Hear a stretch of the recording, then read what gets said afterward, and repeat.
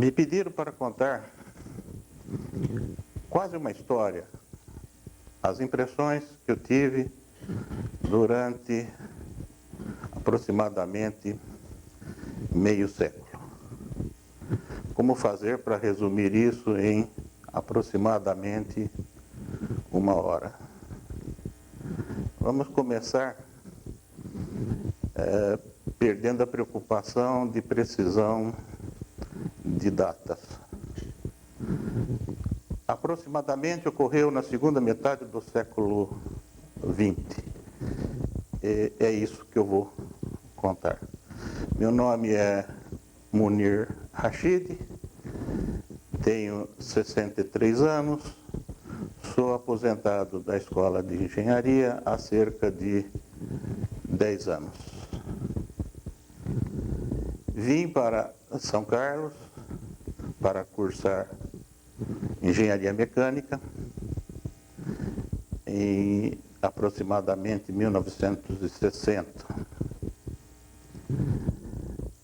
Durante o curso, a Escola de Engenharia não só me deu a formação necessária do ponto de vista técnico, mas como também aprendi a viver de uma maneira geral, a viver aqueles tempos politicamente tumultuados e interessantes que o país vivia. Nós chegamos na Escola de Engenharia quando ainda era costume dos alunos se aproximarem mais das classes dominantes, das classes mais privilegiadas. E eu tive a alegria de ver a transformação durante o tempo do meu curso, de os nossos interesses se dirigirem mais para aquelas classes exploradas. Nós participamos, é claro que não queremos pegar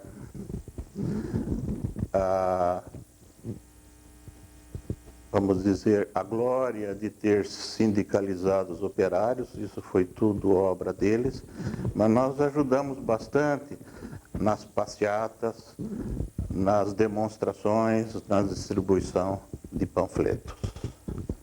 Então, para mim, isso foi uma lição de vida, de conhecer os problemas e, na medida do possível, ajudar a resolver os problemas das classes menos favorecidas.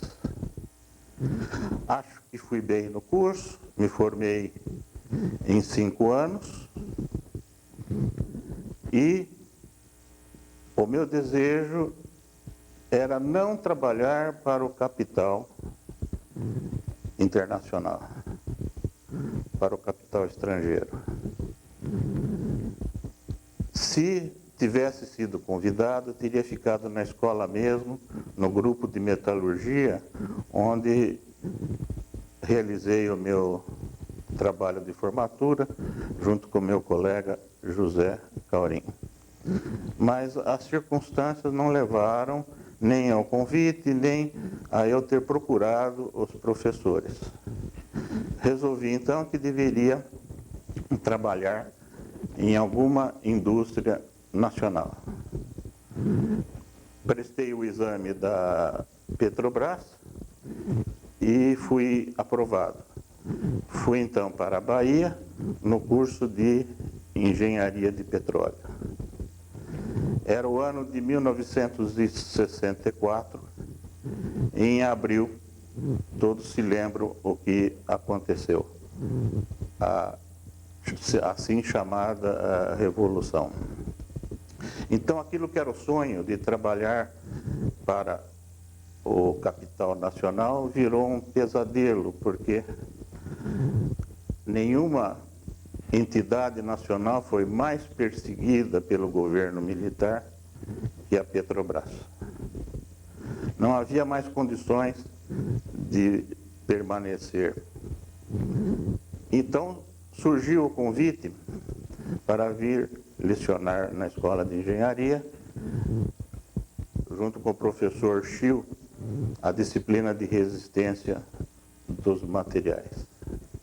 E para isso eu vim, então, para São Carlos. Voltei para São Carlos, a essas alturas já casado.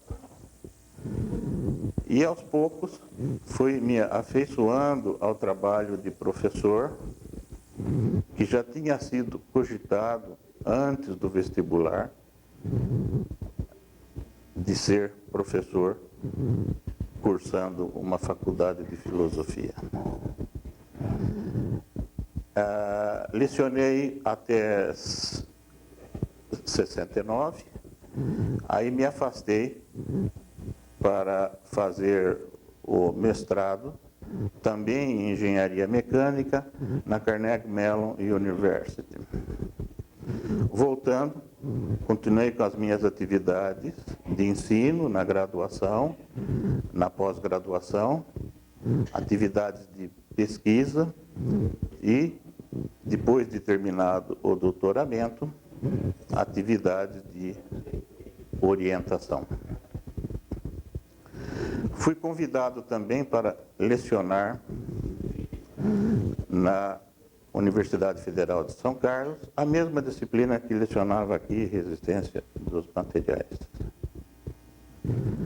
Aceitei o convite e acumulei durante um certo tempo as duas atividades. Notei uma diferença grande entre ser professor na Escola de Engenharia de São Carlos e na Universidade Federal de São Carlos. São Carlos, embora parte da USP, funcionava como uma periferia, pelo menos naquele tempo, em que todas as decisões, todas as grandes realizações eram feitas em São Paulo. Na Universidade Federal, tive a oportunidade de conviver com outras áreas do conhecimento, e isso foi muito enriquecedor para a minha formação, para aumentar o meu conhecimento. Quando surgiu problemas com a acumulação de cargos, pedi afastamento da Universidade de São Paulo e fui de armas e bagagens para a Universidade Federal. Trabalhei 4 anos como professor no Departamento de Engenharia de Materiais.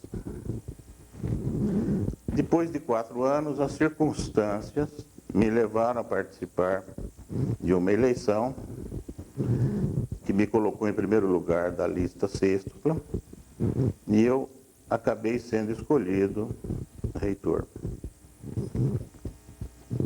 Exerci meu mandato de 84 a 88 e creio que devo ter deixado a marca de algumas atividades lá naquela universidade. Terminado o mandato, tinha que vir a decisão entre permanecer na Federal como professor ou voltar para a USP. Tomei a decisão de voltar, embora pedindo um afastamento da Universidade Federal durante um certo tempo. Esgotado o prazo desse afastamento,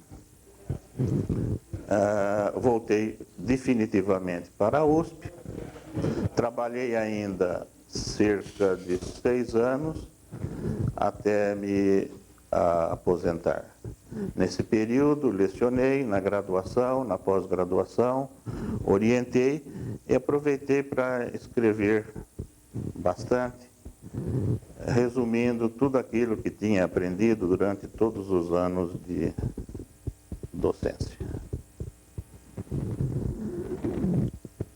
Minha visão da Escola de Engenharia de São Carlos não se resume naquilo que ela contribuiu para a minha formação técnica, política, como ser humano. É notável o que ela tem realizado, não só para a cidade, mas em todo o âmbito nacional. Seus ex-alunos ocupam posições de destaque em quase todos os ramos de atividade. Tem contribuído com pesquisas, tem contribuído com serviços à comunidade. Creio que ela deu uma contribuição muito grande ao país. Quanto a ter correspondido ou não às expectativas com que eu vim para cá, eu acho que correspondeu plenamente ao que eu queria, embora não tivesse muita ciência disso. Durante o meu curso, vivemos um tempo de muita camaradagem e o que eu notei, e continuei notando o resto da vida, é a atenção que os professores davam aos alunos. E eu procurei manter essa tradição enquanto fui professor.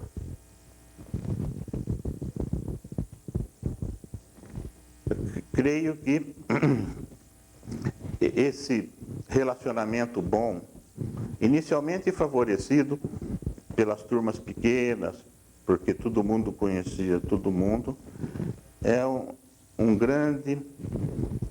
uma grande contribuição para a aprendizagem. Os alunos ter a liberdade de procurar o professor quando tem dúvida, não deixar as dúvidas se acumularem. Quanto à parte de formação política, de formação como ser humano, a participação no CAASO me ajudou a confirmar algumas ideias que eu já trazia, mas ajudou a colocá-las dentro de uma perspectiva real. Nós vivemos uma época de muita agitação política, em que era impossível permanecer neutro. Tínhamos que adotar posições, somente com muita alienação seria possível permanecer neutro naquela situação. E isso ajudou a definir posições. É claro que tudo mudou depois com o golpe de 64, mas aquilo que a gente aprende permanece e ajuda a continuar vivendo, a continuar progredindo.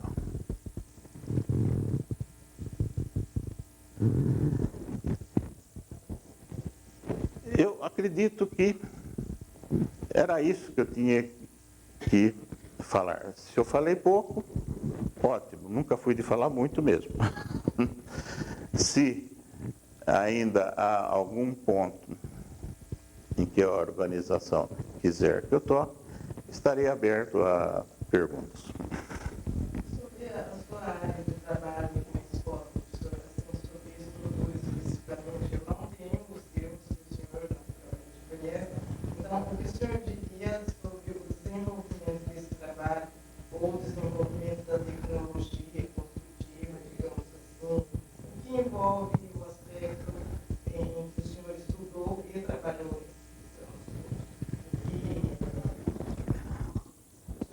Ressaltar, enfatizar ou nos comunicar sobre esse tipo de... Sei. Eu sempre fui um elemento, entre aspas, estranho nos departamentos onde eu trabalhei. Eu era engenheiro mecânico e trabalhei num departamento essencialmente civil. E isso foi decisão do professor Schill, uma vez que a disciplina resistência dos materiais era lecionada também para os mecânicos, de trazer um engenheiro mecânico que procurasse exemplos mais relacionados com a aplicação da engenharia mecânica. Nesse sentido, acho que dei a minha contribuição, mas a minha pesquisa foi mais voltada à parte de estrutura, de estabilidade das estruturas. O departamento nessa área fez alguns trabalhos pioneiros e nas demais áreas talvez não seja o elemento mais indicado para falar, mas sei de quanto o departamento contribuiu na área de construções econômicas com a argamassa armada, no desenvolvimento de estruturas metálicas, na parte de madeira com laboratório, que é referência nacional.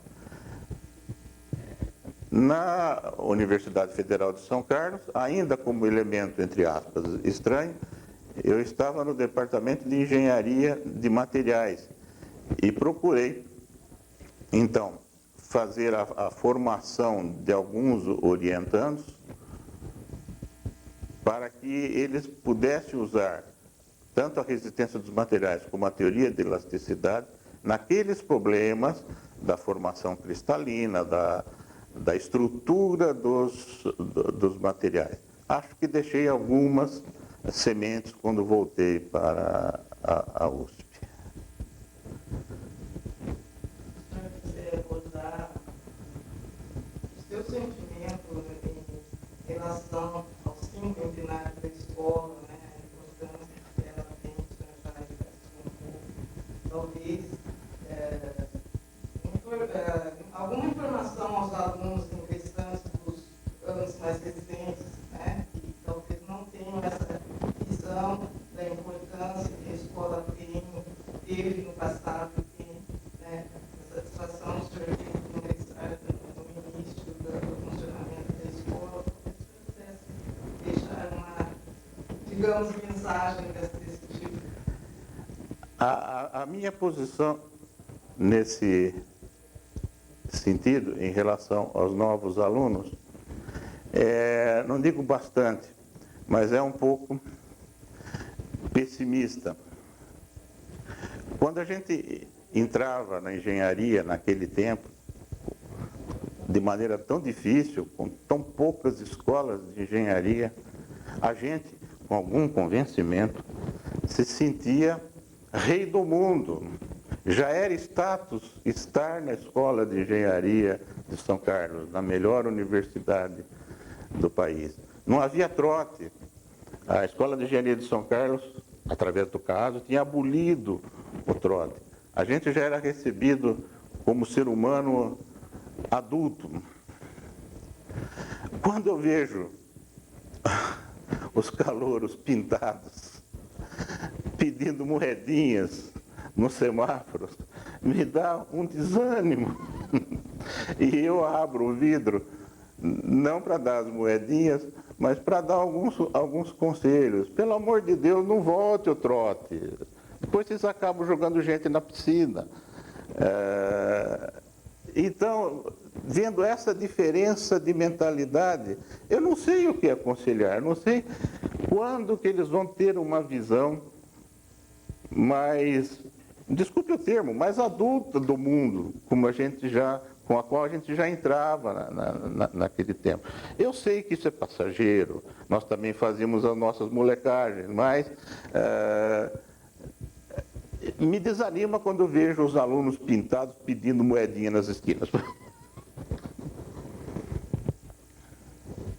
senhor quiser encerrar, fique à vontade. Eu acho, então, que era isso que eu tinha que falar.